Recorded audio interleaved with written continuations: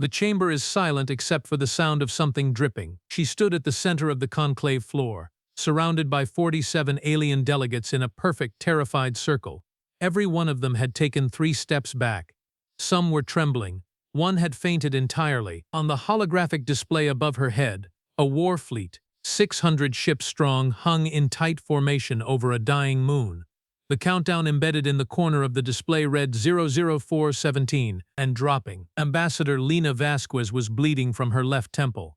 Her diplomatic uniform was torn at the shoulder. She had no weapon. She had no backup. The nearest human warship was 11 light minutes away. She raised her hand, not to surrender, not to beg. She raised it the way a teacher raises a hand to quiet a room, and somehow, impossibly, the room went quiet. The Keth conclave had survived 412 years without a human delegate. That was the number Lena Vasquez had memorized on the 18-day transit from Earth's Waygate to the conclave's neutral station orbiting the binary star system of Voscarine. 412 years of interstellar diplomacy, galactic trade agreements, extinction-level dispute resolutions, and species-wide alliances, none of it involving humanity. Earth had been admitted to the Galactic Assembly barely 30 years ago, and even then only reluctantly, after the Velhari incident had proven, at enormous cost, that ignoring humanity was no longer a viable strategy. "The delegates have reviewed your credentials," said Choveth, the Thalari protocol officer assigned to walk Lena through the station's lower decks. He was tall, narrow-shouldered, and iridescent in the way that Thalari always were, his skin shifting between pale gold and deep amber with every movement. He had not once looked directly at her. "There is some concern." "About my credentials?" Lena asked. "About your species." He said it the way someone says the weather, as though it were simply a fact of the universe requiring acknowledgement rather than apology. "You are the first human to address the conclave in plenary session. There are delegates who believe the decision to include Earth in the Keth framework is premature." Lena had heard variations of this conversation 47 times in the past 3 years. She had learned to let people finish before responding. "Which delegates?" she asked. "Most of them." She smiled at that. She couldn't help it. Choveth finally looked at her. His amber eyes blinked in a staggered sequence, a Thalari expression she'd come to recognize as bewilderment mixed with something adjacent to fascination. "You find that amusing?" "I find it familiar," she said. "Let's keep walking." The station itself was extraordinary, a cathedral of engineered vacuum and contained starlight, its corridors wide enough for the enormous Velthari navigators and low enough to accommodate the burrowing Seth delegates who preferred to move along the floor. Every species in the conclave had been considered in the architecture. Humanity's additions had been an afterthought. A slightly modified oxygen-nitrogen atmospheric corridor, standard gravity, temperature held at a mild 22 degrees Celsius. Lena had been told this was a courtesy. She suspected it was an afterthought. Her mission was simple, in the way that defusing a bomb is simple. The conclave was currently deadlocked over the Marin Corridor, a 6-parsec stretch of contested space sitting at the intersection of 4 different species' territorial claims. The Thalari wanted transit rights. The Velhari wanted exclusive mining access. The Seth wanted the 3 inhabited moons removed from the territorial equation entirely. And the Gorkan, whose colony ships had been traveling toward the corridor for 60 years and would arrive in 14 months, simply wanted somewhere to live. Nobody was listening to the Gorkan. That, Lena had decided on day 1 of her briefing, was the entire problem. The first plenary session began at what the station's clock called the 3rd bell, which corresponded to approximately 9 a.m. Earth Standard. Lena arrived 8 minutes early, which Choveth told her was considered aggressive in Thalari culture. "I'm human," she said. "We're always early to things we're anxious about." "Are you anxious?" "Terrified," she said cheerfully, and walked through the door. The conclave chamber was a bowl-shaped amphitheater lit from above by a slow-rotating prism array that bathed the space in shifting, gentle light, a deliberate design choice to prevent any single species' preferred spectral range from dominating the visual environment. 47 delegate stations curved in a wide arc around a central speaking floor of polished black stone. Every head, or equivalent sensory organ, turned as she entered. She felt the weight of it. She always did. Not hostility exactly, something more like the collective intake of breath before a verdict is read. She was being assessed, measured, catalogued against everything they had been told about humanity. She had read those files too. She knew what the Conclave's intelligence apparatus said about Earth. Deathworlders. The word appeared in 63 separate Conclave documents, a technical classification, technically, referring to any species originating from a planet with extreme environmental pressure, high predator density, and significant geological violence. Earth, by any objective metric, qualified spectacularly. But the word had accumulated connotations over the decades, the way words do. It meant unpredictable. It meant dangerous. It meant do not corner. It did not mean trustworthy. It did not mean listen carefully. And it absolutely did not mean send one of them alone into the most complex diplomatic crisis in the current session. Grand Arbiter Vessel Kos, a Velhari of extraordinary age and even more extraordinary political cunning, opened the session with the customary recitation of standing agreements. Lena listened carefully. She had memorized the relevant treaties and their 17 years of accumulated amendments. She noted with professional precision the 3 moments in the recitation where Vessel Kos's phrasing diverged slightly from the official text, not errors, she was certain, but carefully embedded signals to specific delegates about negotiating positions. She said nothing. She waited. When they reached the Marin corridor on the agenda, she raised her hand. Every head in the room turned again, faster this time, more pointed. Why is the human raising her hand? Why is she speaking at all? Ambassador Vasquez, said Vessel Kos, and the surprise in the translation was faint but unmistakable.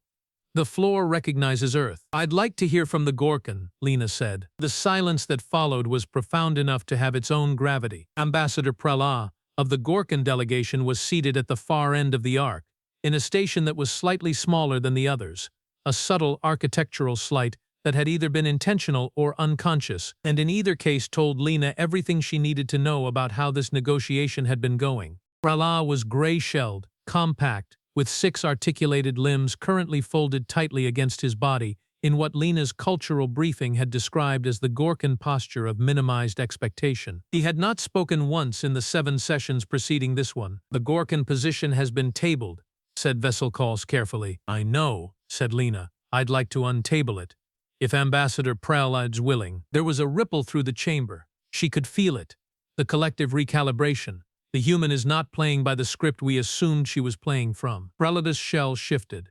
A faint sound, almost musical, nearly inaudible, issued from somewhere near his thorax, his people's equivalent of a long, controlled exhale. He straightened, and in the straightening, Lena watched 60 years of traveled hope and 14 months of waiting unfold into something that looked dangerously like dignity. The Gorkan fleet, Prela said, his translated voice carrying an underwater quality, deep and resonant, carries 217,000 individuals.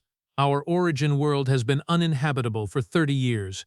We have been traveling for 6 decades. We did not choose the Marin corridor for its resources. We chose it because the 3rd moon of Marinsev has liquid water, breathable atmosphere at low altitude, and a surface temperature compatible with Gorkan physiology. We are not interested in the mining rights. We are not interested in the transit lanes. We would like, with respect, simply to stop. Another silence. Lena let it breathe for exactly 5 seconds. Then, thank you, Ambassador. She turned to face the full arc of the chamber. The Thalari want transit rights. The Velhari want the subsurface mineral deposits in Marinsev's asteroid belt, which is not part of the habitable zone. The Seth want the 1st and 2nd moons of Marinsev classified as unaffiliated territory, which they've wanted since before the Gorkan fleet was even launched. She paused. None of those 3 claims conflict with the Gorkan landing on the 3rd moon. Not one. We've been deadlocked for 11 sessions over a dispute that doesn't actually exist. The room exploded. Not in anger. In the specific rattling multi-species chaos that happens when a large number of beings suddenly begin speaking simultaneously and realize they are all saying the same thing.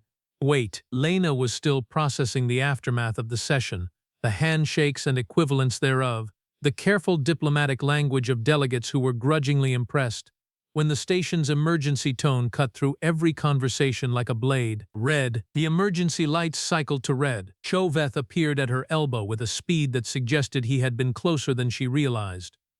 Vasquez, we have a situation. I can see that. Not the lights. He grabbed her arm, a Thalari never grabbed, and steered her toward the secondary briefing corridor. The Velhari fleet, 12 dreadnoughts, They transitioned out of the waygate 3 minutes ago and are holding position over Marin Sev's moon system. Lena's stomach dropped exactly 1 floor. That's not a defensive posture. No. Chauvet's skin had gone entirely to the deep amber. Thalari fear response.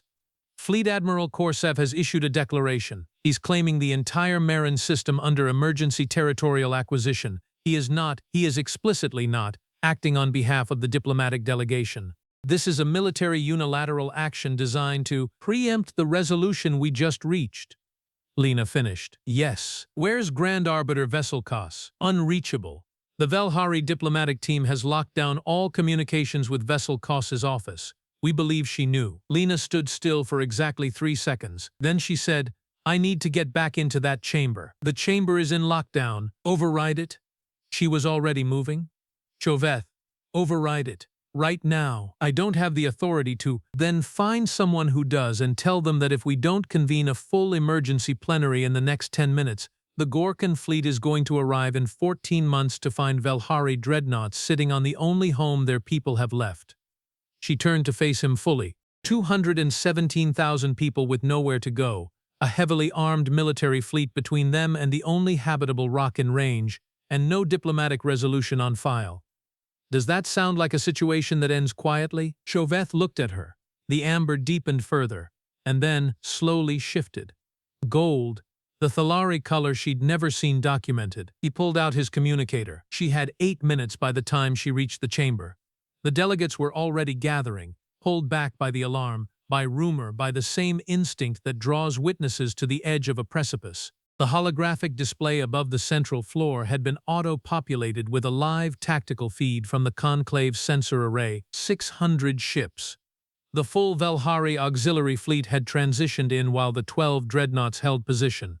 A response to the diplomatic emergency, Admiral Korsev was already broadcasting, a protective action to ensure Velhari territorial interests were not compromised by rushed and unauthorized negotiations. The countdown on the tactical display was the fleet's announced acquisition window. The moment it hit 0, under Galactic Assembly Protocol, the territorial claim would be filed and would require a multi-species tribunal lasting years to contest. 000417 and dropping. Lena walked to the center of the floor. The delegates surrounded her in a wide arc. Some frightened, some outraged, some already maneuvering. She was bleeding from her temple. She'd caught the corner of the doorframe in the rush, hadn't noticed until she tasted salt at the edge of her lip. She looked at the display. She looked at the circle of delegates. She looked at the countdown, and she raised her hand, the way her mother had raised her hand in the 3rd grade, asking a question the entire class was afraid to ask. The way she had raised her hand in her doctoral seminar when everyone else had let a wrong assumption pass unchallenged. The way she had raised her hand in 47 other rooms on 47 other worlds, and each time the room had gone slightly puzzledly quiet, because there was something in the simple human gesture, ancient, declarative, unafraid, that transcended translation. The room went quiet. Admiral Korsev, she said, and her voice carried through the chamber's audio relay out into the open broadcast frequency the fleet had been using. My name is Lena Vasquez. I am the Earth Ambassador to the Keth Conclave, and I am speaking to you on the record, in open session, with 47 witnesses from 31 species present in this chamber. A pause. The channel crackled. I am aware of who you are, Ambassador. His voice was cold and hard and professionally dismissive. This is a military matter. No, she said. It's a paperwork error, and I'd like to correct it before your countdown expires and everyone in this room has to spend the next 6 years in tribunal. She kept her voice level. She kept her breathing steady. The Velhari delegation reached a resolution this morning regarding Marin Sev. I have the session record. The 3rd moon was specifically excluded from Velhari territorial claims in exchange for uncontested access to the asteroid belt mining rights. You are currently filing a claim over territory your own delegation already agreed not to claim. Silence on the channel. Chauvet, she said without looking away from the display, transmit the session record to the fleet's legal office. Time-stamped, unedited, full diplomatic authentication. Transmitting, said Chauvet. 00244. Ambassador? Said Admiral Korsev. He had a different quality in his voice now, not softer, harder, but in a different direction, the hardness of a man recalculating. Even if what you're saying is accurate, The claim has already been initiated.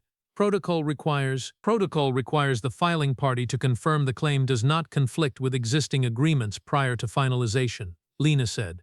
You have 2 minutes and 30 seconds to withdraw. After that, yes, tribunal. 6 years. During which time the Gorkan fleet arrives, finds no legal landing rights, and presents their own emergency claim. The Seth will support it. The Thalari will support it. Earth will support it. She paused. The Velhari delegation will be in tribunal against the entire conclave over a moon they explicitly agreed not to take. 00201. Or, she said, and let the word hang in the charged silence of the chamber and the open frequency and the space between 217,000 traveling souls, and the only home they had left. You withdraw the claim in the next 2 minutes. The asteroid belt rights are formally recorded, and in 14 months the Gorkan lands safely on the third moon, and the Velhari are on record as the species whose restraint made it possible. That's what the history files will say. She met the eyes of every delegate in the room. History is watching right now, Admiral. What do you want it to say? 000122. The channel was silent for so long that Choveth's hand had moved toward the emergency protocol console. Lena caught the motion with her peripheral vision and gave the smallest possible shake of her head. Wait. 000007. Fleet, said Admiral Korsev.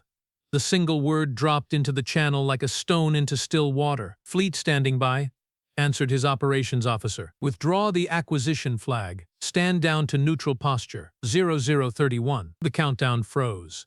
Blinked. Disappeared. The tactical display shifted from red to amber to, slowly, the pale blue of a system at peace. The formal agreement, later called the Marin Compact, was filed in full later that cycle. The Thalari received their transit corridor. The Velhari received their asteroid belt mining rights. The Seth received their unaffiliated moon classification. And the Gorkan, 217,000 people who had been traveling for 60 years and had not been heard in 7 sessions, received landing rights on the third moon of Marin Sev. Choveth found Lena in the station's observation corridor afterward, watching the binary stars of Voskareen rotate their slow gravitational waltz. She had cleaned the blood from her temple. Her uniform was still torn. You were not afraid, he said. It was not quite a question. I was afraid the entire time, she said. He processed this with the characteristic Thalari pause. The delegates are recalibrating their assessment of your species. Good or bad? Both, he said honestly. There is a faction that believes you are more dangerous than we assumed. Lena smiled. We are. And there is a faction, Choveth continued, and now his skin moved through something she had not seen before, a slow, deep cycling of gold and amber and a blue she had no name for, that believes humanity may be the most important species in this conclave, not because you are the strongest, not because you are the most advanced. He paused. Because you were the only one who asked the Gorkan to speak. Lena was quiet for a moment. That's what we do, she said. We find the person in the corner of the room who everyone else has decided doesn't matter, and we ask them what they need. Outside the observation window, the stars burned without opinion. Somewhere out in the dark, the Gorkan fleet traveled on, slower now, perhaps, with the knowledge of what was waiting. Not just a moon, a resolution. A voice, a raised hand in a room full of beings who had forgotten to ask. Ambassador Lena Vasquez pressed her palm flat against the cold glass of the window, watching the light of 2 suns chase each other across the face of a universe that was slowly, grudgingly, but unmistakably beginning to understand something about the species from the death world called Earth. They were not fearless. They were afraid, and they acted anyway. They were not invincible. They bled, and they stayed standing. They were not the most powerful species in the galaxy. They were simply the ones who raised their hands, and somehow, impossibly, undeniably, that had always been enough.